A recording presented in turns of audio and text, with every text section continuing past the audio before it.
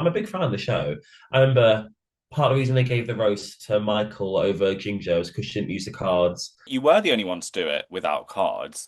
And I think there is something to be said for that risk and like taking that swing. And me and Bonnie had a similar conversation last week where it's like she took a big swing on the makeover and it didn't quite hit.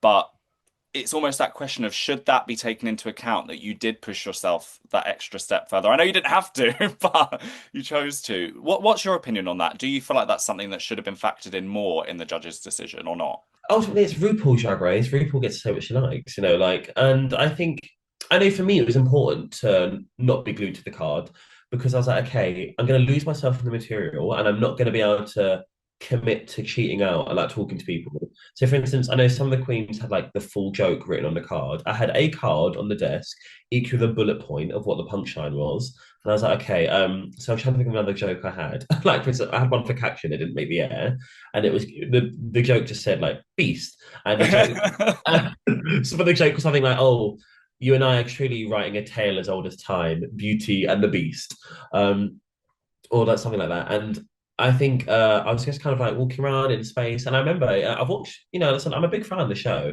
I remember part of the reason they gave the roast to Michael over Ginger was because she didn't use the cards. And then I remember watching like the season 13 of the US one, they loved the fact that Rose didn't use the cards. And I was like, if I come from a theatrical background, I know I can download this information to my brain quite quickly. And especially as a host, you kind of have to have a gist of what you're gonna say, but like you've got to live like in the moment. So I was like, oh, I'm not gonna do it with the card, and I'm glad they at least praised me for it. I did hope it would keep me at the bottom, but it is what it is.